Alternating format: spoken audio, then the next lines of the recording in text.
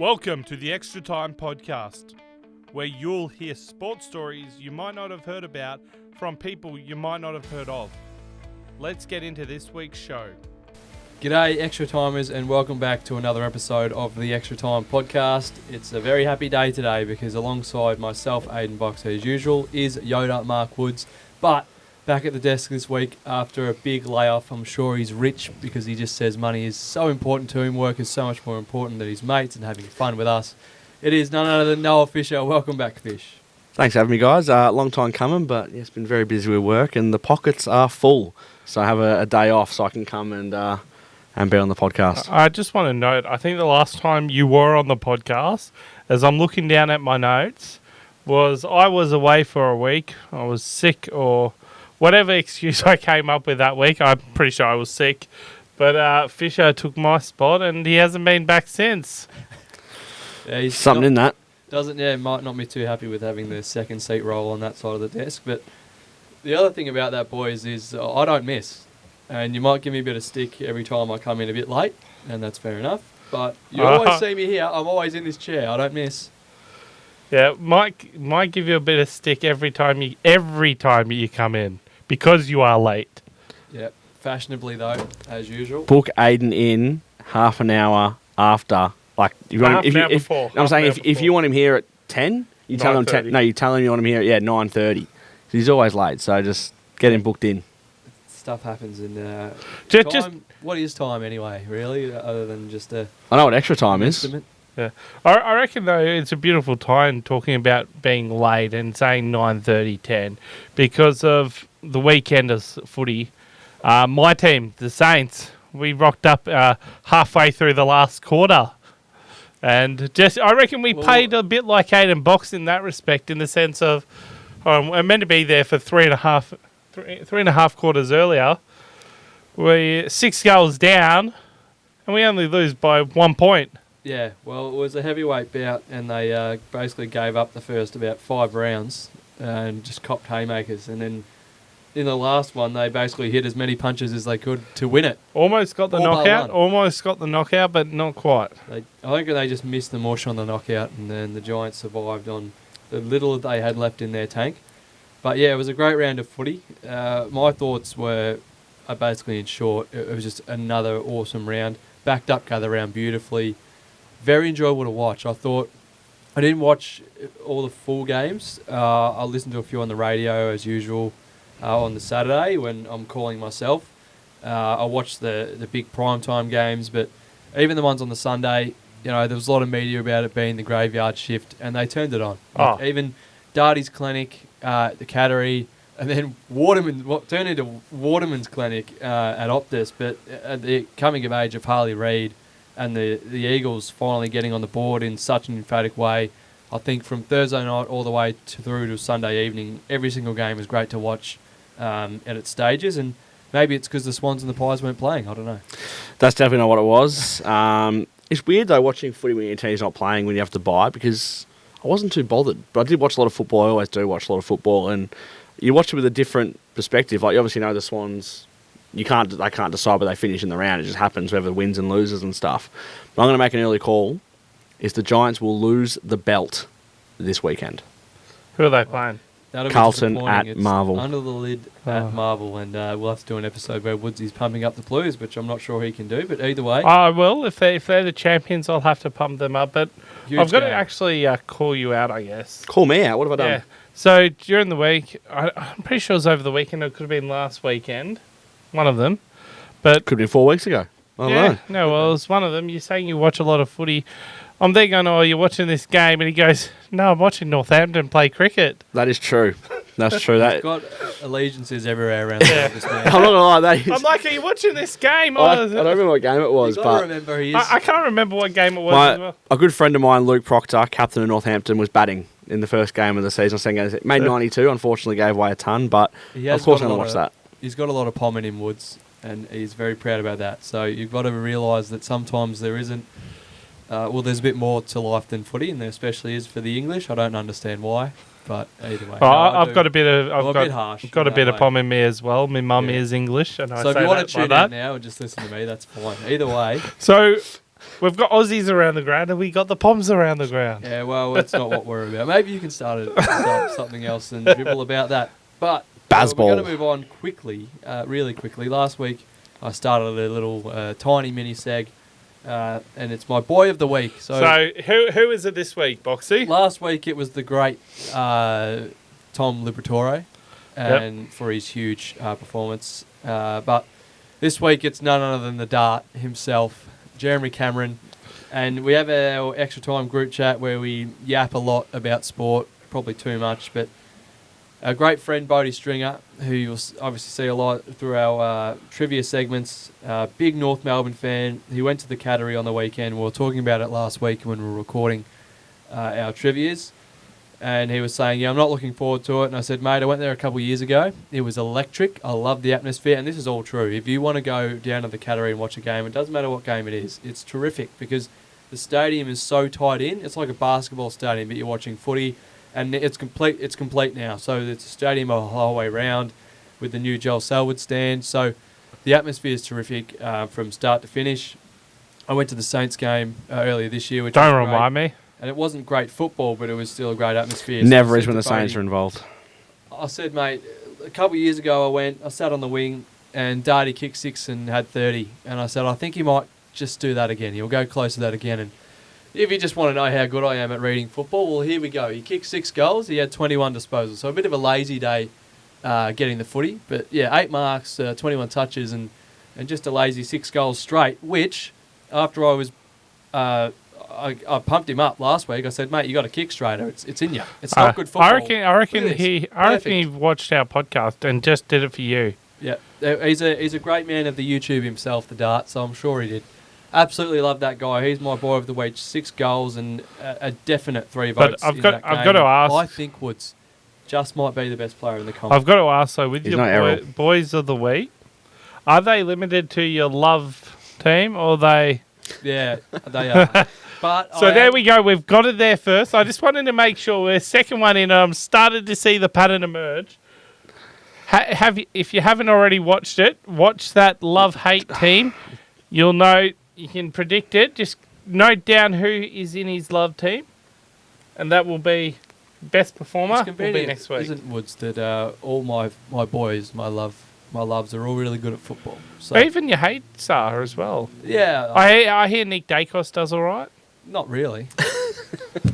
Collingwood haven't won many games this year, mate. So how's he going? Well, whereas the Darts team's undefeated. So there's that comparison. But either way, a team that's not undefeated but made a big statement as we go through the games on Thursday night. Now this game last year, and I mentioned I went on that big rant about their mental demons. Last year would have been very scary for them. Would have been very close. But this time it was a clinic really from the Lions. The Demons did pretty well to hang on. But on Thursday night, it was the Lions by 22 points at the G, and it just looked like Brisbane that we watched last year. They were finally back. They might be down a few men. They might have lost a few games that they probably shouldn't have this year, but that's all behind them. Dunkley had 30. Charlie Cameron kicked 3 and would have got suspended, probably should have got suspended, got off because apparently he's a good bloke. Read of that what you will. Max had a goal and 23 touches and 50 hit-outs for a losing side, which just shows that the bloke probably plays for a team that doesn't deserve him, but either way, the D's, after being in scintillating form themselves, hit a bit of a speed bump. I think they'll be okay, but Brisbane, we'll take from that what you will. We'll wait to see them this week, but they might be back. They might be. Big game this week. Big game. But on Friday night, it was one of those games I said last week on the pod, Woods. It's one of those ones, and it really shows who's pretending and who's actually putting their foot down. And Essendon, after pants pulled all the way down and pulled through the ground the week before against Port Adelaide. I don't really know how else to say it apart from being completely embarrassed. Brilliant comeback. Our man Rory will be very happy with it. He said he tipped against them, so I don't know if he's a real Bomber supporter, but you can tell me if you are or not, the ability Rory. To bounce back, especially when you've been embarrassed, had your pants pulled down, and being able to come out there and not only win, but actually win emphatically. And it was really close, despite the Bulldogs butchering the footy. And I was, don't worry, I'm going to mention them in backing is bad football, but the Bombers just stuck to their game, they talk about the edge. I'm not really buying any of that. I just think it's when they want to win. It's that hunger of being in such a drought, being pressured so much from the outside that when the Bombers come to play, you feel it because they're so hungry. And you would be. And that's what they were. And not only did they win, like you said, Woods, but they really put the foot down in that final term. Jake Stringer was great. Zave Dersma, probably another one of my boys who could have been on that in contention for that award had Darty not put on a clinic. 2 goals, 20 disposals, 13 marks, finding himself finally at the Bombers, which is great to see. I love that for X. One of his goals from outside the boundary, beyond 50, when he was looking to pass it, bow and arrow came out, and you can't see me as well. He's just so good for the game, Zave, and it was great to see. So the Bombers back on track, still not sold on either of those teams, and Bevo's under heaps of trouble. He was sweating in the box at the end of that as well, as you would be. And then up in the nation's capital, like we spoke about before, the Saints left it all until the last quarter, kicked 6 goals in the last 8 minutes as the Giants put the brakes on and just couldn't get there. Our thoughts go out to Sam Taylor, who went down in a pretty ugly incident, and that's going to hurt the Giants, but health is first, so we really wish him all the best. But the Saints really did everything they could. Rowan Marshall was great again with 25 hitouts and 28 disposals. But yeah, in the end, it was the Giants. Jesse Hogan was good again, 2 goals, probably could have kicked a bit straighter. But just shows that this year they're the real deal. They're really, straight on into this season, and they're legit. And if you're winning games like that against a St Kilda team who put on as much pressure as a team can put on you to win that game at home. And then we had probably one of the biggest news stories or biggest games in terms of late thrillers, highway robberies, as we've seen in recent years with the Crows with about 8 minutes left, down 16 points, just stealing that one from the Blues, who were inaccurate and just couldn't put it away, which is weird because I went on a long tangent last week saying that they're so good in the close finishes, they're Collingwood, they don't lose them, and then they went out and lost one. So maybe that's bad karma on my part. Sorry for the Blues fans. They probably could have kicked straighter. Everyone talks about Aussies at the end, but 14-14 overall is not great when the team at the other end's kicking 16-4, which is just incredible, and I'll give them a rap in begging is bad football. But yeah, just for those Crows to rally, and that was definitely a team, listening to it on the radio and watching it back, definitely a team that was beyond desperate for their first win. Tex finally found some form with 4 goals straight. You'd love to see that. The other spearhead in Charlie Kerner at the other end 4 goals 3. So if he kicks 7, they win that by 5 goals. And that's really the difference. So there's no wonder why I talk about the kicking in footy so much. But the Crows, Sam Berry, another Gippsland boy, kicked the winner. Great to see him come on as a sub and have such an impact. Great to see Peatling as well, just going back, taking that game-saving mark for the Giants as a sub as well. Great to see guys that don't get as much of a go making huge impact in footy games. But the Crows won that by 2 points. And then it was up to People First Stadium, which is literally a fortress right now. The Suns can't win on the road, but they cannot lose at home. Not that they had much of a challenge. We won't talk about this one too much because I couldn't care less about it. The Suns beat the Hawks by 53 points. They've arrived at home. I'm still yet to see them win away from home. And then the other one, which I actually flicked on about halfway through the Hawks game because I couldn't watch it, was Port Adelaide and the Dockers. And the Dockers lose yet again in a close one. And I just think, have they got not problems, but are they the opposite of what Carlton and Collingwood have been recently, where they just get a bit worried when the game's close late? They're not quite sure how to hang on. They're not quite sure how to, put their heart in it and really pull out a win. Maybe, because their last couple games have been eerily similar. Very, very close. Had the lead at a stage, lost the game. They lost that one by 3 points. But again, it was Port Adelaide's midfield trio. I mean, Horne-Francis, Butters and Rosie's just so formidable, and everything points to them not getting any worse but getting better. Butters kicked the goal. Horne-Francis obviously kicked the winner deep inside 50, and it was a great game to watch because it was so frantic. And yeah, the composure of those young midfielders is really something to behold. Sunday's first game was at the Cattery, and that was an absolute drubbing the way of the Cats, 75 points over North Melbourne. Darty kicked 6, as we mentioned before. North Melbourne, I expected a bit more from them, especially with Clarko being such a mindful and and genius coach that he is, but we didn't really get it at all. Didn't fire a shot, and that Cats young midfield is really coming out of its skin as well. Without Dangerfield, it didn't bother them. It was Bose and Bruin in there, really sending them forward at a great rate of knots, and even Zach Guthrie's coming alive as well, Ollie Dempsey. So they've got a lot to like at the moment, the Cats. I think they're really dangerous, undefeated for a good reason, and obviously one of the best players in the comp in Jeremy Cameron. And then on Sunday, as this has been up for a while, but we finally get to it, Jake Waterman, just a lazy 6 goals. And I think a few people that I play fantasy and Supercoach with said they could not believe that that guy had just dominated them and lost them that game, because playing against him was incredibly tough on the weekend. 148 fantasy points, 6 goals too, 13 marks from 4 tackles for the West Coast Eagles number 2 as the Eagles finally get on the board. They're in a pretty big drought in terms of wins, but just unreal. Carly Reid, really came out and announced himself. Whether it was a stiff arm or not, don't argue or not on Dusty, he got away from him and he had, tons of the footy, 7 clearances, 27 disposals, a great goal again, and showed everyone that, it's not really getting to him, the hype, and the hype was warranted as well. On the other end of the tape, I think the Tigers are really just gassed. They've just seemed to lose someone to a season-ending injury every week. And they're young for starters, so outside of Shea Bolton, there's not too much to be happy about for the Tigers. They are the ones who, the first ones to lose to West Coast this season, and that was over in Perth. But I do want to say, it makes you really happy. Like, that's really, if you're thinking about anything back, when you look back at round 5, it's the Gold and Blue got a win, their first of the season, and it was a great one. It wasn't just a close one. I think it was about a 30-point win. 39-point win, so it's great to see them on the board. Oh, it's one of those games where you go, who do you tip? I tip Richmond as the safe option, but then looking back, I'm like, that would have been the game, as I think Fisher was talking to me, and actually, I think he tipped West Coast. I can confirm. And he gave the reasons why, and I'm like, still, it's West Coast aren't performing well, and I'm like, I wrote them off right away.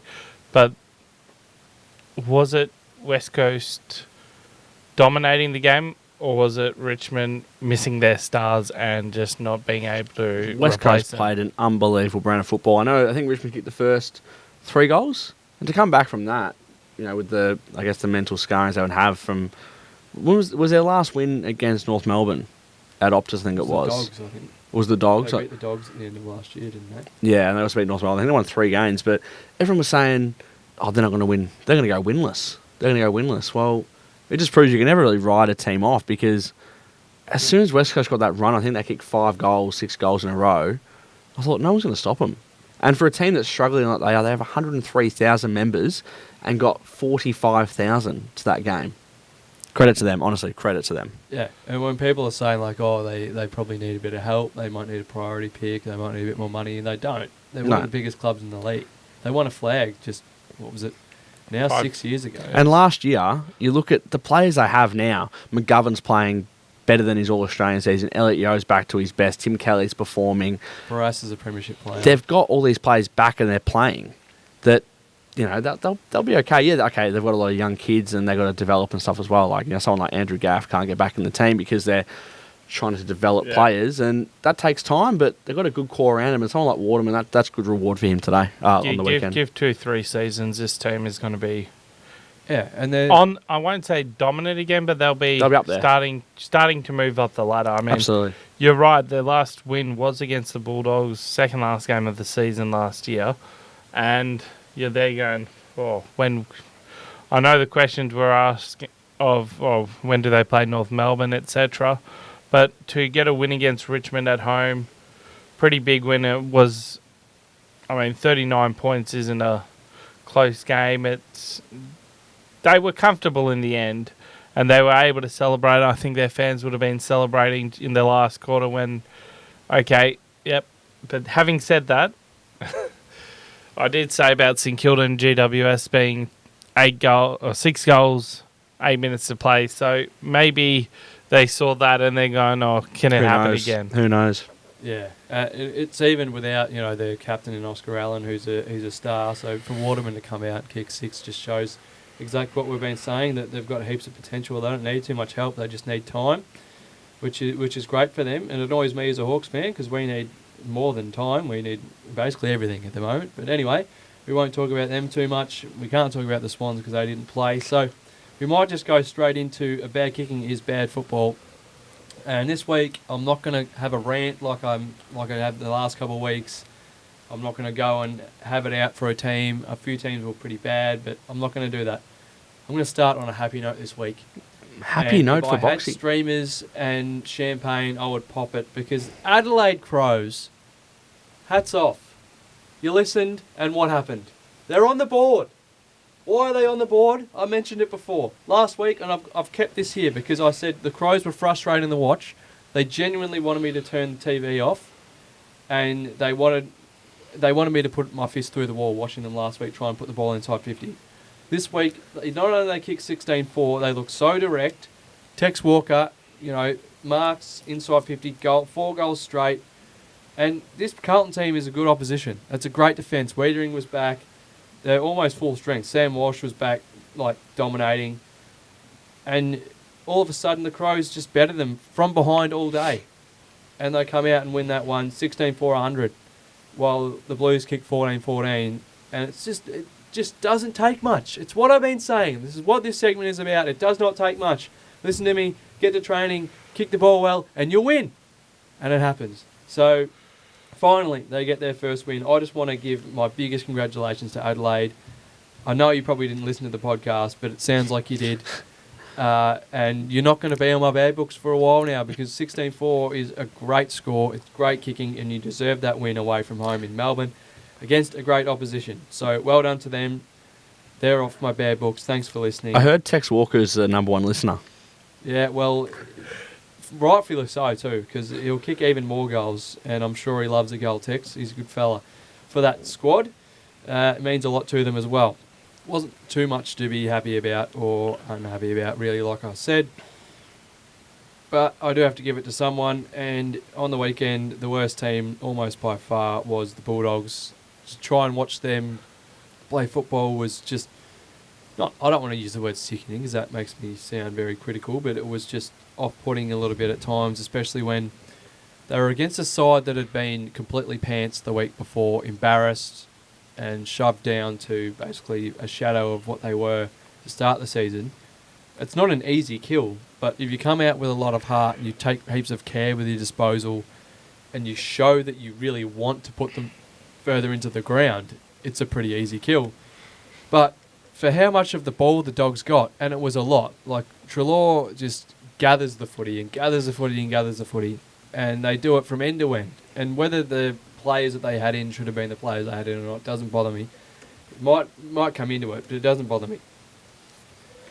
But they get so much of the pill, but it's just like watching them, it just looks like they just don't really care for their disposal. They don't care where it goes. They don't take pride in it. They don't have any heart in it. There's no heart in it. Norton has got so much skill, but he's not coming out and crashing all of those packs like he used to. He's not trying to kick his 5 goals and trying to dominate a match and tear it apart. And it starts, in the midfield, the connection just wasn't quite there. They've thrown Waitman in there, that hasn't quite worked, but they've got good enough midfielders. There's Marcus Bontempelli, who's arguably the best player in the comp, plays for them. He's a great kick, sure. Liver's in there, Treloar's in there. These are A-graders, but unfortunately they just can't seem to kick a winning score. And then when they're in front of the goals, they just get wayward. And it wasn't great to watch. They didn't hand Essendon the win. Essendon were good enough to take it from them, but it wasn't great viewing. They kicked 9-13, but it didn't look like they had any heart or care really at all in it. And whether that comes from the coach or not, whether he's done, who knows. But they're the winner of the award this week, and I don't really know where they go next. They've got a big test in what will be, as we record this on the Thursday tonight, against Woodsy's Saints. I've got to ask on that, and thank you for mentioning it. Obviously, this podcast episode will be out after. So, if St Kilda have beaten the Dogs, where do you see Bevo's job? Non-existent. Well, Well, he was sweating a lot. I reckon if the Saints get a bit of a lead up tonight, he'll be... I don't think he could perspire any more than he was on Friday night, but he would be. I think I was listening to a bit of coverage the other night on Fox Footy, and I think it was the midweek tackle where they were sort of saying, or it might have even been 360, that he's got a great connection with the group. He's a great coach connection-wise, and that's how he won that 2016 flag.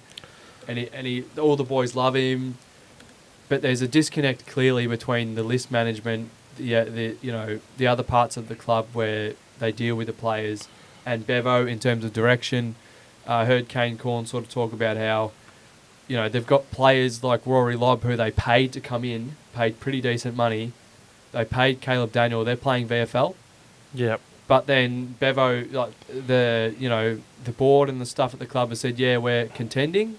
But then Bevo said, at this list, we're sort of halfway between the 8 and rebuilding. So there's just so much disconnect. So, unfortunately, like you say, we are in a win and loss, or they are in a win and loss business. And another loss to the Dogs early in the season probably puts contending out of the favour. But whether that's not what Bevo's job was to do anyway, whether they back him and they just think, yeah, you've got a connection with the group or not, I'm not sure, but it certainly puts pressure on him. He survived quite a lot, but he did make a grand final in 21. So it's just one of the hardest ones to read. Did they even turn up for that grand final? I don't remember. They turned up for the first half, and then they thought it was all well and done, and then Melbourne just ran over the top. Obviously, and if you had watched St Kilda and the Bulldogs, you'll know, but Jamar Ugle-Hagen's not playing. Caleb Daniel again not selected. Bailey Dale's the sub, all Australian, and Libber's obviously not playing through concussion. So part of it might be, you didn't have a great of a team, but there's still so many good players, and you have the best player in the comp. So he would be frustrated too, because it is a waste of his prime. Like, it is Marcus Bontempelli's prime. He is probably their greatest player ever, and they are wasting it. So they have to take steps to rebuild that and try and put themselves back in contention, because this guy, Bontempelli, deserves to contend for another premiership, while he is, a big Brownlow medal fancy. Having said, if St Kilda beats Dogs, obviously, if Dogs beat Saints, I reckon the pressure just is off for another week. I don't think it's off entirely. Yeah. I think he has to do well, the Dogs have to do well for him to be in the job at the end of the year, and I think these early losses obviously do not help. But yeah, well, the Dogs win the award, but Carlton came close. I'm not going to go on a rant about them. I'm just going to mention them quickly because they kicked themselves out of that game. A lot of people sort of say, Aussies, how did you kick the ground? How'd you lose as the game on that last one? But pressure. I mean, you look throughout the game, there will be a lot of other incidents that happen. Charlie Curnow had 7 shots, and he only kicked, 3 goals? So why isn't the pressure on him? 4 goals, sorry. Why isn't the pressure on Harry Mackay 2-1? He's 1-2. But what about the previous shots? What about the movement when they had the lead with 8 minutes to go? Why weren't they sort of kicking around, possessing it like they had a few weeks later? But I'm not going to put them under the knife. I'm going to put it down to Adelaide's pressure, which was insane in those closing moments. They were playing a team that could not be more desperate, and they'd survived, the knife just on the last few occasions, right when it was about to hit them. 3 in a row just seemed a little bit lucky, a little bit too lucky maybe, and I'm not going to say that they're the winners, but they did kick badly, and it was bad football from the Blues in the end, so I expect a bit different this week against the Giants. But, Woodsy, my game of the round, obviously, you spoke about St Kilda and the Giants and the Tigers and West Coast, but I'm going to go with Port Adelaide and Freo. I just think that was an absolute belter, frantic towards the end. Everything you want on a Saturday night. Well, I was a bit preoccupied doing a trivia night. I was actually running the trivia night, so I didn't actually get to see any of that game, but it was good to see. It was also good to see Carlton lose to Adelaide at the start of that and announcing that to a few disappointed people, but the majority were happy, so I was intent on that.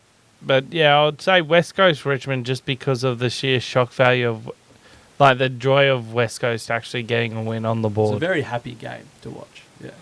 Now, I've got to ask the question now, and hopefully there'll be a bit more, but Yes. who can win the flag? Well, I'd held it off. I said I'll watch gather round, and then last week I said no, I'm still cautious. And to start us off, I'm going to rip the Band-Aid off. I gave us one more chance. We're on the chopping block, and 50-plus point loss is not what you want to see when your team's on the chopping block. Put an X over the Hawks, mate. Okay. We're done. We are done. So 3 teams, you're going to leave it at that? Nope. I'm going to put an X on the Tigers. I think their list is just getting thinner and thinner. They've got some star quality, and I know they're never out of it. I like what Uze's doing, but I just think it's just too far-fetched now. And it's not because they lost to West Coast. I've been trying to see something from them the last few weeks, but not quite enough for me to keep them in it. I'd like to take West Coast off from that win, but that's not likely. So I'm going to keep the Tigers on there. Let me have a think. Well, the Crows are back, so I'm not going to put them under the knife. I'm just going to stick with those 4 for now. Be cautious as I always am. You never know what those Crows can do. If they play football like they did in those last 5 minutes, those last 5 minutes were phenomenal. That sort of football can beat anybody. So just the bottom 4 as they sit on the ladder right now.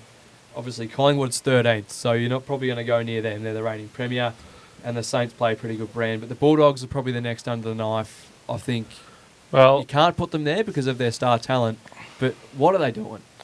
Well, I have asked the question. I've been a bit frustrated with you.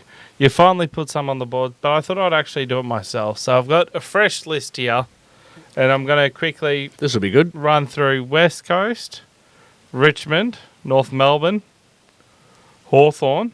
I'm actually going to put the Doggies up there. I'm going to put Adelaide there. I don't think those 6 teams... I might be wrong, and I might have to retract some of these red X's right later on in the season, but these are the 6 teams I don't think that can. St Kilda, that for me is actually the next team on the chopping block. Well, I'll let you say it because you're a supporter, so you have the right to say that. Like, already- I'll go Essendon. After their performance against Port Adelaide, they were almost there, but they've redeemed themselves. So I reckon they're two weeks. Yeah. I'll be putting next over the Saints now. Brisbane, Carlton, Collingwood. I see them as being like, if I was to put it, They're sleeping giants at the minute. like those 3 teams are the ones to watch out for later on. Essendon, as I've said, Fremantle. They lose the close ones. They're going to be I in the think same they're- position as St Kilda. As I looked at St Kilda, the reason why I haven't put an X against St Kilda is because of we've lost 3, 1 by 8, 1 by 4, and 1 by 1. So we're losing the close ones, which can be harmful later on in the year. But it's when we play a few other teams and Port Adelaide, in Adelaide, Anzac Day, Anzac Day, it's the day after Anzac Day. That's going to be basically an indicator of can we beat a team that I think's in the top 8. We beat Collingwood early season, but we lost to GWS, who I think is a premiership favourite, or almost has to be. Yeah, I think Fremantle, it might be a little bit like Carlton last year in that they've got stars, they've got a great midfield, they've got great hunger, they play really nice brand of football, and they've been waiting long enough, but I think they just might be a year away still. They just might have those nerves creep in close games, and like you said, they'll keep losing those and just fall out of contention, and potentially they'll cost them towards the end of the year, like you said. So I think they might just be a year away from actually shaking it up, but it wouldn't surprise me if they do late in the season, the Dockers. Well, those are my 6 teams that I've picked. I think there's going to be a few on the chopping block in St Kilda. If we lose to the Doggies, I might have to actually put it there early. But heavyweight title, we lost by 1 point, and it's GWS versus Carlton this week. And that's where the streak ends. And for that's me. where apparently... I've seen the script. I've seen the script. Well, if you think about it, Woods, they had a good start to the season. So they came out, it was a big match. They was in their home stadium, but they knocked out the reigning champion. And then really after that, they just played around in their local league, fighting some minors, fighting some little kids that wanted to come up and play. They didn't really go after a big champion, a big name, until the weekend. I wouldn't call us champions. Well, we're one team that you're an up and coming challenger. I reckon it's frustrating being a Saints supporter because of, as I said, we're like the 8 and box of the AFL. We rock up in the second half. We rock up in the last quarter. We don't play 4 quarters. Yeah. Not saying you. Yeah, no. Not saying that's the style of. You rely on your amazing defense, which is what I was really great at. So I thought they were going to say he had a career-ending ACL injury and robbed you of being number 1 pick, but sorry, I just got distracted. It did, yeah, but no, I see what you're saying, but I think what I'm saying is the Giants have had a few weeks where they've just enjoyed being the champion, enjoyed having the belt, taken fights where they probably almost certainly just going to keep it. They're just fighting for fun, and then they had a scare. And now they're really tired, and they've lost. And this is the main. This is like the main event bout. They're injured now. The pay-per-view. It's about time you pay someone that's worth watching and worth fighting you for this belt, and that's exactly what Carlton is. And they've got a forward line which is formidable for anybody in Mackay and Curnow, and the Giants now go in without Sam Taylor, which is like going into a heavyweight bout without Nam in terms of this matchup, because Sam Taylor is the best key defender in the comp right now. And he will not be out there, which is huge. But they're undefeated. They're on top of the ladder. They're playing good football. But if that last quarter and that last 10 minutes against the Saints and the loss of Taylor is anything to go by, I might have to go with Fish on this one. But it's going to be a belter. It is under the lid. So not at the G is going to probably help the Giants in their fast-paced brand of footy a They little did bit. beat Carlton there last year.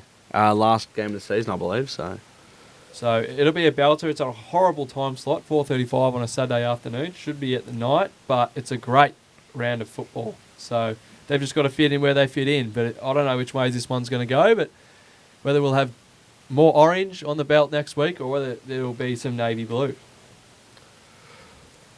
But that game, like I said, is just one of many belters we have this weekend. Obviously, the game you would have already watched if you are listening to this podcast, the Saints and the Dogs, opening the round on Thursday. Hopefully I'm in a good mood.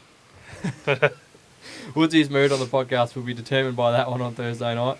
Friday night, so tonight, if you're watching this one as it comes out, Adelaide host Essendon. And once again, a game where it is... Good game. Are you actually going to contend, or are you just showing us a little bit of form in patches? Who's real, who's not? That one's going to be huge at the Adelaide Oval. And then probably the game of the round. This one will tell you how good the reigning premiers actually are, because the Power come to town at 1:45 on Saturday afternoon. Collingwood and Port Adelaide. That was a ripper last year. Can't wait for that one. That one's backed up. So this Saturday, Super Saturday, is just immense. That game's backed up by the Blues and the Giants heavyweight bout.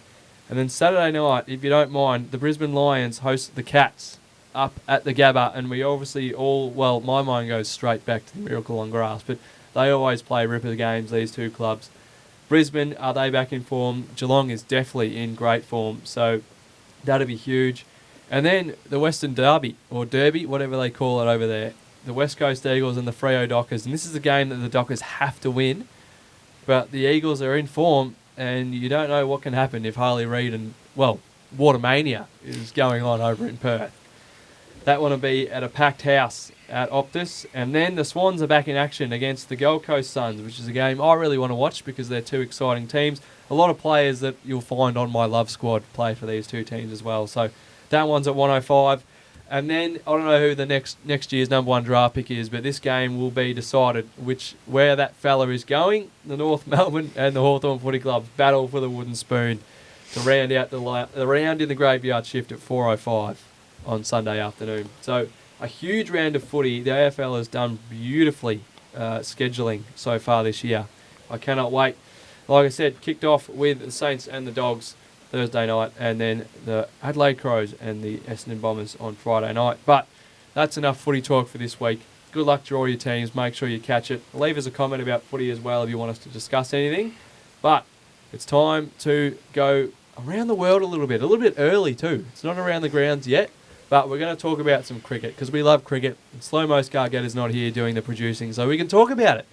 And Fish, you're going to discuss something that Woodsy mentioned before. You've got a soft spot for the county championship over in England. Absolutely love it. As I said, soft spot. Was watching that over the AFL. It was the Bulldogs Essendon game that I was not watching. So apparently that was good reason I didn't. I can see why you weren't watching it now. Exactly that. So I was watching my Northampton boys, as you see on the screen there. But the first 2 rounds of the season, they used the Australian-made Kookaburra ball, which was up for debate because normally they use the Duke, and in England that hoops a mile, especially in April. Green decks normally, and you get dibbly dobblers bowling 70 k's an hour taking 8-fers. But apparently that's what they like in England because the Kookaburra ball for batsmen went extremely well. So I'm going to mention a game here. Round 1, Glamorgan versus Middlesex in Division 2. Ask Sam Northeast if you enjoyed facing the Kookaburra ball. Just a lazy 335 not out at Lords. So that was quite remarkable. A triple century at the home of cricket. The highest first-class score at the ground, which is incredible for Sam Northeast. I believe we got a duck the next week. So, do you reckon they've got an asterisk on that? Because these blokes that are getting piled out for, 8 for all making ducks when there's a 60-mile-an-hour bloke bowling, and this bloke's come out and made 300. Look, it was tough work for the bowlers. So the score in that game, Glamorgan won the toss and rightfully batted first and casually made 3 for 620 declared. Casually. But Middlesex would go, you know what, we want to get the first innings point and be all out for 655 at Lords. And in that game, there was just a lot of scores. Ryan Higgins got a double ton. It was just ridiculous. And I can't not mention my Northampton boys who, in round 2, they lost the toss and got sent into bat and made 552 declared, 6 down. Great choice. Emilio Gay with an amazing 261 and James Sales with 113 not out. But again, Middlesex responded. Again, Middlesex in both these games, 2 down for 553. It's fair to say they're looking forward to getting the Duke's ball back in their hands this round. And after talking to a couple of guys over there, they are very, very keen to do so. It's just remarkable. And for those that don't follow cricket, it's one of the sports, and I love it for this reason. A lot of people do too, not everyone, but it's just one of those sports where it is so dependent on every little factor. Oh, the conditions are big play. It's like, what's the pitch like? What's the ball like? If you want to do an AFL or footy sense, it's like a local league using a Faulkner, changing over to the Sharon. Well, it's like using an ice kickball. Yeah, they play an different. Under-12s team. Yeah. But it's remarkable that so much can change from using a different brand of pill. But I was going to say, it's up for debate because it's amazing. We use the Duke's ball, I think, 2 or 3 times a year over here when we're going to England soon. But we don't see scores like that when we're using the Kookaburra over here. So I don't think it's worth it. I don't think it's worth it. I think it's the conditions that come into play when Australia, it's like you're using a ball that's suited to the conditions, suited to the pitches in Australia. When you take that and transport it to England where, that once again, different conditions and different pitch types. You're not going to see the MCG pitched in England. It just doesn't, I don't think it happens because of, number one, it's not as hot as often. I mean, 20 degrees is a heat wave in England. I'll tell you, when I was over there in June... No, that's why I said 20 degrees is a heat wave in England. It does get warm. It might be as well, the bowler's not used to it, so they're probably trying to bowl it like it's a Duke bowl and it's doesn't move like that. So maybe that makes batting easier. I don't know, I've never played in England, but yeah, that is just remarkable to me. Yeah. It's a joy of cricket that a single change of just a brand of ball can make scores quadruple, quintuple, whatever. It's just remarkable. It's crazy. Well, go from a duck to a triple century, yeah. Take that any day. The Duke's ball's back in hands, and I'm going to just quickly mention there's a few Aussies playing in the county championship, hoping to develop their game, and one of them being Chris Tremaine, who took the piss last year with the Duke's ball in the early rounds. He's only there for the first 3 games, and can move it. He can move it, but can't move a Kookaburra in England, unfortunately. 23 overs, 4 maidens, none for 88 in that Middlesex game. I think he's only got 1 wicket for his time at Northampton at the moment, so he'd be hoping for a better outcome with the Duke's ball. Marcus Harris and Peter Hanscom, 2 Victorians playing for Leicestershire. I guess the biggest one of the lot, Nathan Lyon. I don't think they ever played county cricket before, but he's playing for Lancashire. He wants to play the whole season, but the Australian Cricket Board won't let I'm going to him. bring that up. He's not. He's not allowed to play the full I had season. mixed thoughts on that. Yeah, I Obviously, agree. he is coming towards the end. He's in the back end of his career, quite obviously. He had a pretty serious injury in the Ashes, so I understand them being cautious with his load. But the bloke's an off spinner. Like he's not trudging in bowling. You know, how many overs is Tremor bowl? Like 25. It's ridiculous. Off a run up that's probably 30 paces. Yeah. He's coming off about 6 steps. There's a reason he's played for so long because his action is so repeatable and so easy on his body. I'm not saying he shouldn't be tired. The bloke should be knackered like he's a gun. And he's our most important bowler. So I don't know why I don't know why they're not going, just play as much cricket as you can because he's not going to the West Indies for the World Cup. No, he had a bit of He's time not off. playing any of that stuff. So if he wants to play in the whites the whole year, that's probably the best for us because he'll come back in the summer when we've got some pretty good opposition coming over and be in awesome form, especially if it's so hard to bowl over there. Yeah. He'll probably come back here and it's bouncing and it's spinning and you'll be like, oh, beauty. But at the same time, he is at the back end of his career. He might use the rest a little bit as well at the same time. And it was a bit weird. I guess Cricket Australia have a bit more pull these days than they used to. Yeah. But yeah, a big story, that one. In the first innings against Hampshire, in his second game, the first game kind of got washed out, so he didn't bowl too much. He bowled 38.1 overs, 6 maidens, 3 for 110. So he bowled a lot of overs. That's And decent. in the second Considering. dig at Hampshire, again, 27 overs, 10 maidens, 2 for 47.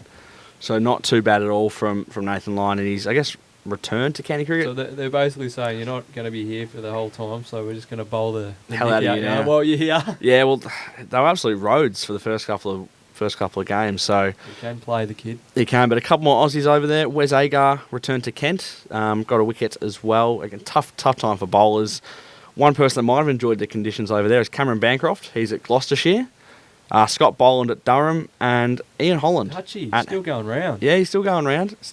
No, not Ian Holland's his cousin, I believe. Oh. Yeah, at Hampshire, not John Holland, who's playing Premier Cricket for A Frankston. lot of Hollands. But in some more cricket news, Steve Smith going back to the Major League Cricket with the Washington Freedom. Now this to me is just a bit of obviously probably a bit of a money grab, which is smart, but I think it might just be a little bit of a last ditch. I think it might be trying to find PR. some form, show Australia, look, you can still pick me. Yeah. Yeah. Don't think he will get picked, but there's similar-ish conditions you'd think in America to the West Indies. Maybe I don't think the American pitches Are they good playing? at They're all. playing some games. We don't play any games in the World No. Cup in the They're US, playing but in there will be America, some. as that we mentioned in a previous podcast. But I think the Steve Smith to the MLC is great PR, and I think it's purely a PR move. It's Oh, getting absolutely. one of the world's best renowned cricketers into this system where he can still play, so he's going to provide that entertainment. But, I mean, all the expat cricket nations that are in America, so India, England, Australia, South Africa, New Zealand, Pakistan, Sri Lanka, and there They'll are go to others, watch him. West Indies, they'll know who he is. And, I mean, if he's there, it's like going, okay, Kohli plays the Big Bash. It's like I wish that would happen. it's like Yeah. it's that level of Yeah. you get that big name player that hold on, he's coming to our neck of the woods. I wouldn't mind him, and I know it probably season sort of closes up, so there's time in between. You can do both, but I wouldn't mind him just sort of going, all right, I'm not going to be a T20 bat annemore. I'm going to disregard that, and I'm just going to play the rest of my career in the whites and maybe a bit of one-day cricket because, like, let's be honest, the bloke said, I'll be Australia's opener, and he hasn't shown us anything yet.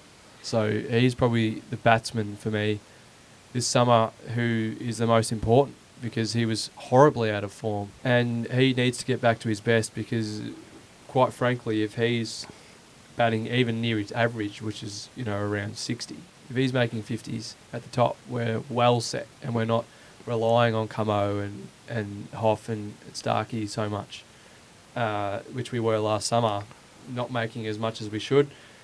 And, it just would do wonders. But maybe, I don't know what it does for his red ball form playing American cricket, but Yeah. it probably deepens his wallet. Great for PR, like you mentioned, so he can do what he wants, but I hope he doesn't get sucked in by that and try and play more cricket around the world in T20 leagues, because that's not the player he is for me. I think he's Completely agree. got heaps of value in the whites for us, so we should value that a bit higher. But someone that has got a little bit of talent in the white ball format of the game is Mr. Travis Head. What I a want to player. call him Sir Travis Head, What because the a bloke player. is just remarkable. He's And him. just feast your eyes on that. I'll just let you look at it for a second.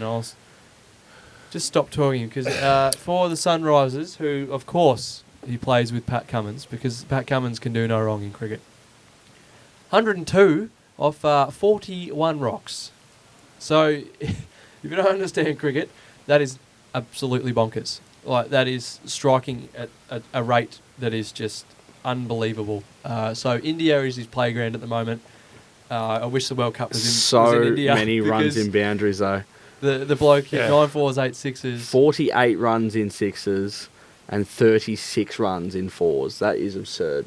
I just think, when he's going, you just want to stop bowling. And if he Yeah. can take this form to the World Cup, boy, we're going to be a danger. Fingers crossed. So hats off to Trav. That is remarkable. We just have to take a moment to take that in. I thought the bloke was reeling a little bit in Australian colours after that one-day World Cup last year, but he's back now. So He's back. in a year that we're playing so much T20 cricket, so good to see him in form like that.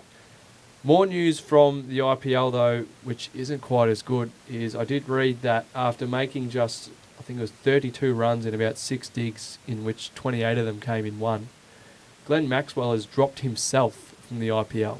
So he said, don't play me, I don't want to play, I'm not playing good enough, I need to go refine my form. So hopefully Maxie can go do that. Maybe he needs to go fall off a golf cart and then he can bring us home another World Cup, who knows. Who knows? But no, in all seriousness, all support to Maxi. I reckon it's a great decision.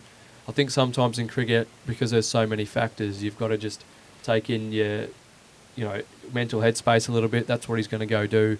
Give himself some time, release the pressure a little bit, and that's really going to help him, because that's really a big driver for Glenn, I think. He's not exactly the textbook cricketer. He's more of a, think, hand-eye, dominate when I'm really confident sort of guy. So hopefully he comes back and gets us what we want in this upcoming World Cup. But another note, back on the positive side, his heir apparent, as many say, JFM, debut in the IPL. Have we got any stats on him? Yeah, well, I will say he was involved in the quickest IPL run chase. They chased not a massive score of, I think, 89 in 8.5 overs, where he scored 20 off 10 balls, just whacks them like always. He also, Like Jake. he also scored 50 off about 30 balls as well. He's absolutely whacking them, and he's the future for white ball cricket, and I reckon he has to go to the World Cup. Yeah. I think he I will be think there. Jake Fraser McGurk's not your typical opener. He's a modern-day T20 opener, and he'll just walk out there, and I reckon he should open, because he's got no other, and this is the only knock on him, and it's a knock in the longer form, but I think in T20 it might be okay if your team's built fine for it. But he's got no other gear. He's got Just either goes. I'm going out or I'm hitting this for 6. And he actually cannot pull back from that. So that's fine. If he comes out and opens and if he goes off, there's a 50 in 12 balls and we're off and racing. He can go out after that if we've built the team fine behind him. The only times when it doesn't come off is obviously he tries to hit the first ball for 6, gets bowled. That's not great. But that's what you get with Jake Fraser McGurk. We'll see if his name is on that squad and if he can make some runs for us in that upcoming World Cup in the West Indies. But I mentioned him before, every time we do cricket, Woods, every single time, you cannot, it's like just finds his way in. Every time we discuss cricket, Pat Winks. Cummins' name comes up. It's And- simply incredible. And I mean, years ago, you wouldn't have picked him for captain of Australia. But here he is, and he's one of the best players, not just on-field stuff, but in terms of his tactics, his cricket knowledge, and he just reinvents the team time and time again. So after a phenomenal last couple of years leading our national team, he's been named the world's best cricketer by Wisden. So congratulations to Camo. He's obviously, like I said before, leading the Sunrisers quite well as well, alongside Heady in the IPL. Can't do no wrong. He just wakes up and breathes excellence, does Paddy Cummins. So congratulations to him. But we've got to the end of cricket. obviously that World Cup is upcoming. Plenty of stuff upcoming later in this year. So keep your eyes out for that. But Fish, thanks for staying in, I guess, and talking some cricket with us. It's always great to hear about what the Poms are doing. Not that I care too much. No, I'm kidding. Love what's going on over there. Love a bit of cricket and love some footy as well. And best of luck to the Swans this week. Thanks very much for having me, guys. It's always a pleasure to talk some cricket and up the Northampton. One of those things that will be happening later in the year is the Paris 2024 Olympics. And one of the sports that I'm going to follow really closely, I know most of us are, is basketball. And during the week, just after we recorded the podcast, actually, I think it was the next day, maybe even the same afternoon, the Boomers released their squad for Paris 2024. And this is it. So, Chris Golding, my boy out of the NBL, Joe Ingles, of course, Nick Kay gets another go, Dante Exum, Johnny Furphy, who a lot of people don't really know, but I think he's a college player, currently playing college in the NCAA. Can play, can shoot. Paddy Mills, of course, can't leave him out, absolute superstar. DJ Vasiljevic, Deadeye, range shooter out of the NBL. Sam Froling, and our boy, called it last week on the pod. He was my weekly wonder. Rocco Zakowski, Aussie Wembanyama is in the squad. Great to see as well. The big fella, over 7 foot, so it's great to have a bit more size in the squad after the FIBA World Cup, where we were a bit undersized. Diop Reith from the Portland Trailblazers. Josh Giddey, of course, who's pictured there, who is a superstar for the OKC Thunder. Will Magnay, who's had a tremendous season in the NBL. Dyson Daniels, Josh Green, Will McDowell White, Jack McVeigh after tearing up the NBL finals. Keanu Pinder, Xavier Cooks, former NBL MVP, Jack White, who just signed with the Memphis Grizzlies, Matisse Thybul, Jock Landale, and of course, Matthew Dellavedova, the defensive maestro. So, what a great squad that is, and I can't wait. I think we've got it right this time. We've got enough shooting. There's a lot of playmakers in there, heaps of experience, and I think what we lacked last time, like I said, was that real boom and gloom inside and the size to pull down those rebounds. Obviously, Brian Gourjean is the coach. We got bronze last time. I think that's probably what we not. Right, that's got to be the target. But I think that's the target. Anything else would be just it's phenomenal. Our pool, I don't think, is too bad. But obviously, the US announced their squad, and it's full of NBA All-Stars. So, as somebody who doesn't know, you've just gone through the squad here. What's the next step? Like, are there more cuts, or how many more will there be? So I'm not sure on the cuts. I think that's relatively close to what we've got right now. But we've actually got some seeding, not seeding games, but practice matches, you could call them. So warm-up games, whatever you like to call them. But there's a few of those coming up. I think a few are against China, which will be in Australia at John Cain Arena, actually. So make sure you get down to those. And then there'll be a couple over in Abu Dhabi, which is obviously closer to Paris as we acclimatise to the games. So, there they are right there. So we've got Australia versus China and Australia versus China 2 times. So the start of July, Tuesday the 2nd of July and the 4th of July at John Cain. So I reckon I'll try and get down to those. And then we've got 2 more. The exhibition games, which are overseas, and I won't quite be getting to these because I don't have the coin in the pocket, but if you do, it'd be pretty awesome viewing. The first of which, and again, just exhibitions, so none of these mean anything points-wise or medal-wise or anything, but it'll be against pretty good competition. The USA, the owners of probably the most formidable record in basketball. So that'll be huge not only for us, but for them as well. They'll be wanting to push themselves because it's got closer over the years, especially in recent years. Obviously, our second opponent in Dubai, Abu Dhabi, will be Serbia, who are no slouches either. They've got arguably the best player in the world right now in Nikola Jokic. Slovenia, quality as well. We dealt with them last Olympics with Luka Doncic, freak as well. Canada are going to be phenomenal, led by Shai Gilgeous-Alexander and RJ Barrett. Obviously, France, again, with Gobert and the likes, and all the others. All the European countries are always dangers. Germany's pretty good as well, Latvia, and you could go on for ages. All the Asian countries are phenomenal. Basketball really around the world is at its highest level, but that USA game is going to be huge. and if we meet them in the actual Olympic competition, it will be huge. They announced their roster, and like I said before, just star-studded. NBA all first-teamers everywhere. Anthony Edwards, LeBron James is back, Steph Curry, Kevin Durant, Tyrese Halliburton, Kawhi Leonard, Jason Tatum, Bam Adebayo, Anthony Davis, Devin Booker, Drew Holiday, and Joel Embiid, who could have played for, I think, up to 3 countries, has decided to play for the US just in case they needed someone else. And they probably did, because Bam was in a league of his own as the big man for the US in the last few years. A lot of the best big men in the NBA are actually internationals these days. But Joel, who could have played for France, decided he's going to play for America. So the US, a formidable opponent, like I said before, going to be a huge game, that first one in Dubai, Abu Dhabi, I keep saying Dubai, in Abu Dhabi for basically just seeding us out, seeing how good each of us are, getting everyone a run and getting into it. But those 2 against China, who are great opposition as well, I can't wait for. I'll hopefully be able to get down to one of those at the start of July. But the Boomers look to have a good squad for the upcoming Olympics. Back home, we just had the Junior National Championships, and these are the winners from over the weekend up in Brisbane. Obviously, in the Junior Wheelchair Championships, it was the team from WA defeating Victoria 51-43. Congratulations to them.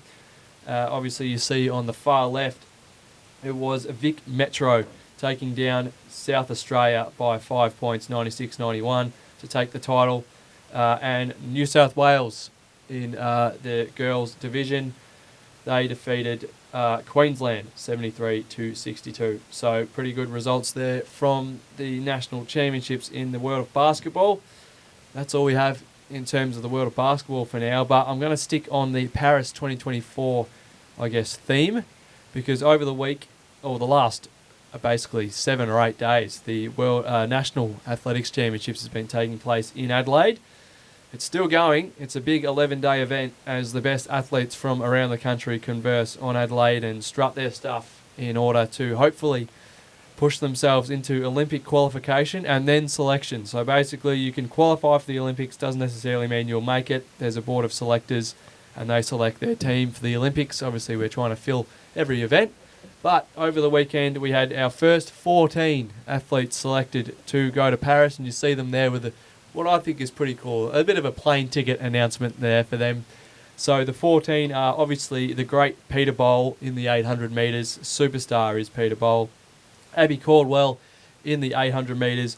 Ridian Cowley in the 20-kilometre walk. Big Matt Denny in the discus, who threw over 69 metres over the weekend, which is an Australian record. He's an absolute superstar, Matt Denny, and a genuine chance for a gold, if you ask me. Rebecca Henderson, also in the 20-kilometre walk. Claudia Hollingsworth, who is an absolute superstar. Only a teenager in the 800 metres, but can go fast, don't doubt about that. Jessica Hull in the 1500. Michelle Yenike in the 100 metres. I think that's in the hurdles. Chris Matrevsky in the long jump. He just went over 8 metres, which was a phenomenal jump, huge. Jemima Montag in the 20-kilometre walk. Nicola Ollislagers, who I mentioned before, and Eleanor Patterson, our 2 golden girls in the high jump. I reckon they're genuine medal chances too. Lauren Ryan in the 10K and Kyle Swan also in the 20-kilometre walk. So our first 14, all the best to them.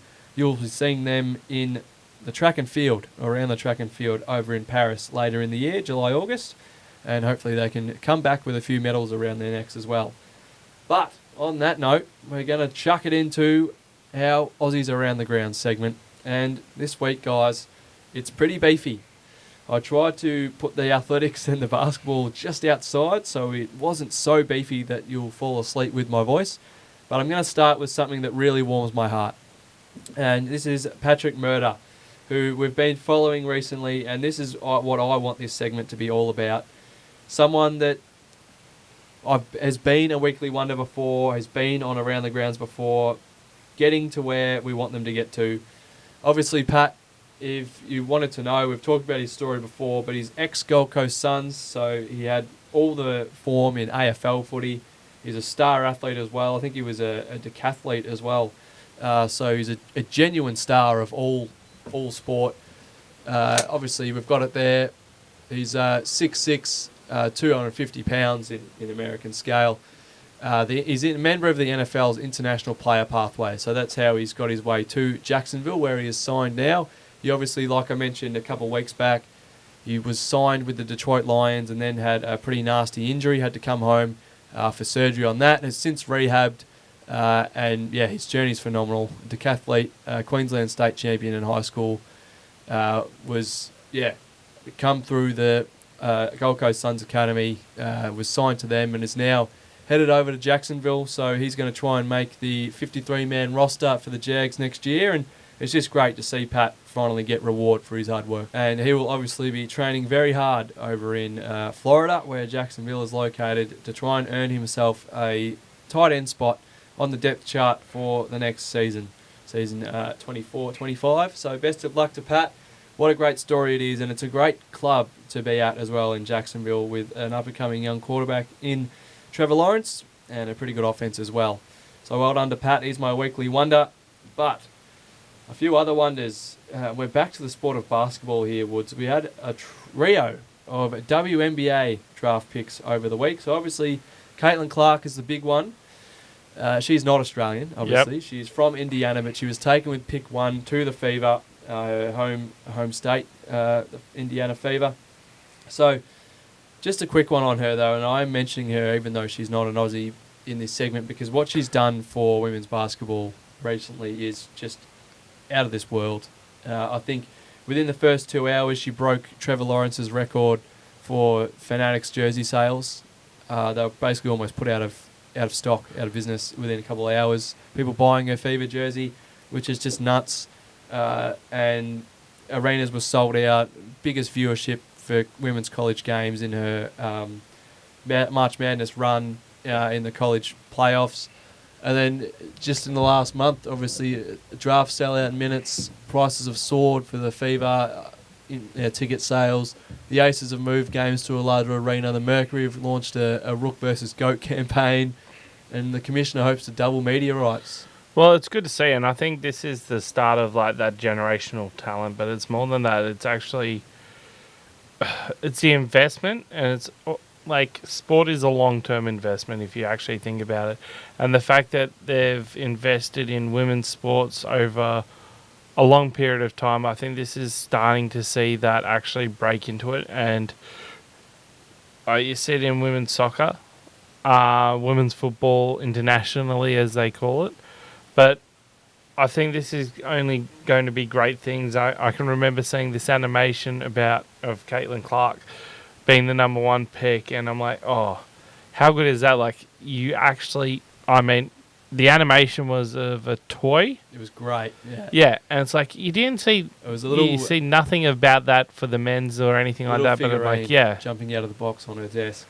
And she deserves it all. It's not like it's just happened because she's just famous, because she's, off the name and likeness. Like, she is a genuine superstar on the basketball court.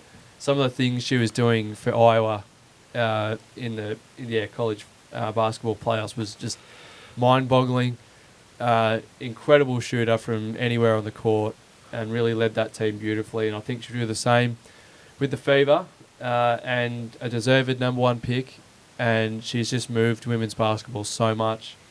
We obviously have seen what Victor Wembanyama did for the NBA. This is very similar, if you ask me. So many more people are interested, and there was interest before it. It's not like she created it, but she's stirred it on so much from just being a superstar and just changing the game. And she's such a great leader as well. She's got a great head on her shoulders, and it just support all around her is great. Like, no one hates her for being the best, which happens in a number of sports. Everyone's just behind this Caitlin Clark movement. So can't wait to see how she goes. But we'll jump off her because we've got some Aussies, which are, for us, more important.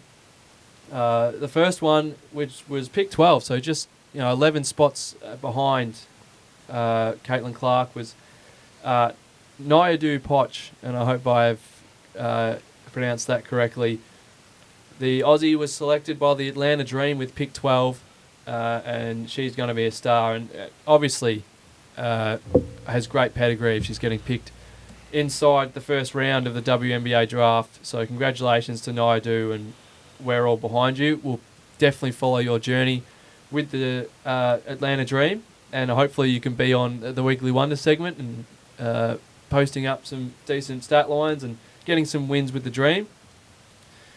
The next pick was pick 20 to the same club. So joining Naidu Poch was Isabel Borlace. She was picked, like I said, with pick 20 to the Atlanta Dream, and she will accompany Naidu beautifully. And we're really excited to watch you as well, Isabel, and hopefully we can get a bit of 1-2 punch action at the Dream this next season as the two get together and try and get some wins on the board for them. And finally, with pick 29, Jazz Shelley to the Phoenix Mercury. So much the same. Very keen to watch you, Jazz. The Mercury are a great club in the WNBA, and I'm sure that she'll experience some great wins and really nice basketball throughout their time at the Mercury, and hopefully she can develop a bit more. All of these are obviously Australian representatives, have done the national jumper before, and we can't wait to see them take on their WNBA journeys. Well, I can't wait to see it. And I think it's a great great inspiration for girls to have. Caitlin Clark, and then from an Australian perspective, seeing that Australians can actually make it to the WNBA. It kind of reminds me of when the AFLW first started and the talk about there's actually that pathway there. Not much has been said about like the basketball pathways. I think you've got the WNBL, you know of the WNBA, but to actually get the spotlight on it in such a huge way about there's this talent. Okay, she's not Australian, but the spotlight is on the WNBA, and it's going to be on it for some time, especially when Caitlin Clark is playing. And then in the same draft, you've got 3 Australians that we can then go, oh, the young girls are not just going, I mean, there's soccer with the Matildas, and they've done great things, but it's just great to see that now there's so much more variety, that it's not just if I want to make it in sport, I've got to go down one path. It's, you've got football, you've got AFLW, or you got the Aussie rules, you've got basketball, you've got tennis, you've got golf, you've got cricket, you've got all these other sports now that, it's not just the Matildas road, I guess. Yeah, it's phenomenal. And like I said before, and it's the same with men's and women's basketball, the sport is in such a great place around the whole world. And just a little bit more on our Aussie girls. Obviously, Poch was drafted out of playing a few years in the WNBL. She obviously played with the Southside Flyers, which is a team that Fish supports pretty highly. I went to a few games with Fish. Great club, the Flyers. And, yeah, Naidu was playing alongside, the great Lauren Jackson and Lani Mitchell, who both played WNBA themselves.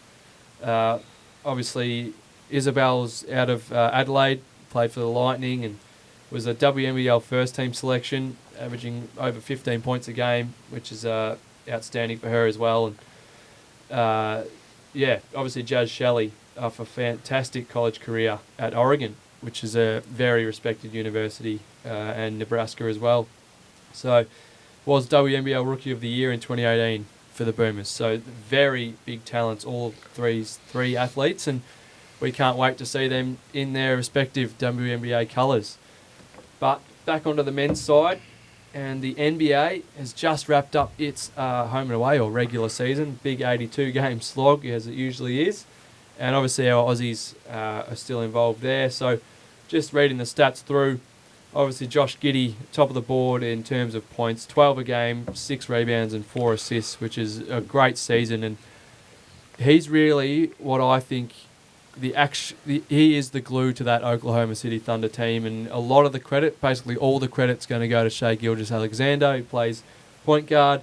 He's likely to win, or will go close to winning, the MVP. A lot of people say he built it, but if you ask me, that annoys me, and that's disrespectful to Josh, because if it wasn't for Josh last season and his play, both creating shots and hitting shots himself, motivating teammates, defense, everything, they wouldn't be anywhere near where they are this year. Yes, they've came out this year, and yes, Shea's been phenomenal, one of the best players in the league, and led them beautifully. But the foundation was a lot to do with Josh Giddey, and that's the sort of player he is. I can't wait to see him in the green and gold later in the year. Gerald Breath, who ended up playing the rest of the season with the Blazers, since he was my weekly wonder back was a few months ago now, when he signed for the Blazers. 9 points a game and about 4 rebounds. Josh Green for the Mavs, who had another great season. They'll see themselves in the playoffs. 8 points and 3 rebounds and 2 assists. Had a pretty good season, playing pretty decent minutes as well. Dante Exum, who was backing up Kyrie Irving, who was born in Australia but isn't Australian, obviously. So we don't really claim him. But he backed up Kyrie, and he played quite a bit as well through injuries between him and Doncic. So Dante averaged 8 points a game and a couple rebounds and assists as well. Ben Simmons, was another season to forget for him. He didn't play very often, just the 15 games, and he had 6 points a game and 8 rebounds and 5 assists. Dyson Daniels for the Pelicans, who basically are on their last chance. They'll play the Sacramento Kings tomorrow, I think, or today if you're listening to this when it comes out, for a chance to take on Josh Giddey's OKC in the playoffs, that playing game against the Kings. Dyson's averaged 6 points a game, 4 rebounds and 2 assists off the bench. Pretty good production. Matisse Thybulle, he's poured in 5 points a game as well. Jock Landale, the big fella out in Houston, 5 points a game. Joe Ingles, still kicking around, more of a leadership role these days, more just of a vibe, bit of a granddad on the team, but still providing 4 points a game for the Orlando Magic. And Patty Mills now at the Miami Heat after a pretty slow start to the season in Atlanta. He's averaging 4 points a game, and they just got defeated by Philadelphia, so they've had another chance to make the playoffs as well. One more for them. But that's the Aussies in the NBA and their seasons, how they panned out. We've still got a few in the playoffs. Obviously, Josh Giddey, the 2 Mavs in Josh Green and Dante Exum. Dyson Daniels and Patty Mills trying to make their way in. But that's Aussies in the NBA. Finally, on Around the Grounds, like I said, pretty big segment this week. I've got to mention the F1 because for the first time since 2019, it will return to China. So I'm really excited for that. I haven't seen it on the calendar for 4 years, like I said, and it's sort of been missed. It's going to be an exciting one too, Woods, because usually when you come to a new track, it's okay because they've got 3 practice sessions. They can get around. They know how the track is, feel the car, how it responds to this track, because it's not a new track to them. A lot of the drivers have driven it before, but a 4-year gap is pretty large, especially when the regulations have changed in between. The cars are different. But this week, just to make it a little bit harder on them, they get 1 practice session. They get 1 hour to suss the track, and then they're into qualifying and the sprint. So there's a sprint race. We've got 2 races this weekend. We're all set, but the drivers are going to be a little bit nervous, and I've just seen some photos this morning, and it looks wet. Looks awesome for a duck, so it could be carnage this weekend. Hopefully Oscar and Daniel especially can get some points on the board. I wouldn't mind seeing another Max Verstappen win, but China is back. The sprint race and the actual race is all to play for at a track which is relatively a brand new thing. So I can't wait for that. It's also, for us Aussies, at a brilliant time. We had Japan a couple of weeks ago, which was at 3 o'clock. This one will start at 5 o'clock for the feature on Sunday. Can't wait for that. I'll be sitting back with the footy on one screen and Daniel, Max and Oscar and the boys on the other. Can't wait. Now, what a Aussies Around the Ground episode that was. What a podcast. Now, we actually forgot something we should have mentioned in the AFL segment, and I think it's only right that we celebrate players, we celebrate the Australians, but an umpire is officiating the 300th game. Goal umpire. Do you know who it is? I've forgotten her name, but Chelsea Roffey. Chelsea, I know. I was listening to SEN last night, actually. I was listening to Jared and Kane, and they had about 5 different callers call in and say, Kane, did you listen to her interview with Andrew and Andy Marr? Because apparently it was phenomenal. She spoke absolutely brilliantly. It was just educating people about the game and how she sees it. And she's just a remarkable part of the AFL. And so often lately, as they were saying on the radio, they just get like taunted, they get ripped into, they get, people are even saying, do we need them over the weekend?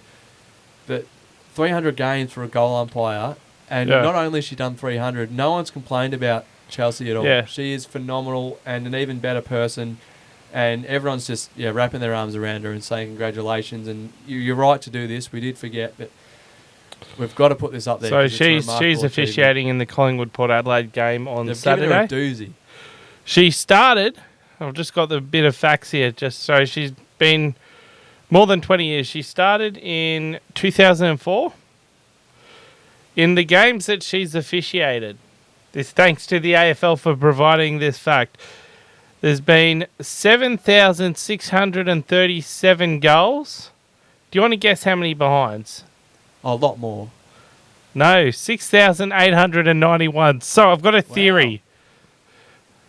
Good kicking is good football. If Chelsea's officiating, it just goes to show. So we've got to get her on that segment somehow. That's a lot of waving of the flags. Her arms must be sore, but I'm glad that you did this, and everyone's going to get around her this weekend. It's going to be a ripping game for her 300th as well. Congratulations to Chelsea. And one last thing on the footy. Obviously, I'll be down in the West Gippsland competition once again this weekend. Footy and netball's back as well. Another great round of footy. I went 6 of 6 on my tips last weekend, Woods. So I've got to ask, and I think this is going to be a regular for us.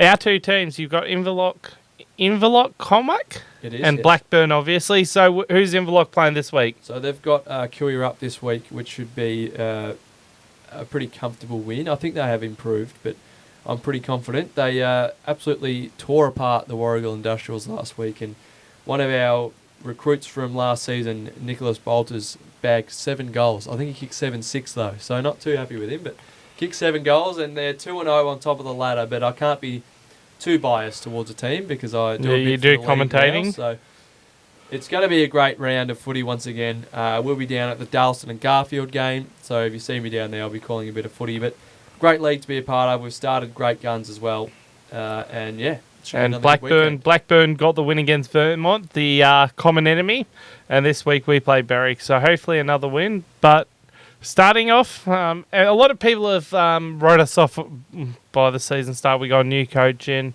we've recruited, so hopefully Blackburn can keep going, and we've got a big Anzac Day clash next week against South Croydon at Morden Park, so we're away this week against Berwick, but next week, Thursday, Anzac Day, South Croydon. If you're free, get on down. Should be good. That's all we have time for on the Extra Time podcast this week. Thanks for sticking with us. Make sure you catch a bit of the sport this weekend. Obviously got some AFL footy. And, well, what else would you be watching on this Sunday afternoon? Then the Formula One as well. So I'll have that split screen. Let me know what you do, how you consume it all. And as always, leave a comment, subscribe and a like. And we'll see you next week. Thank you.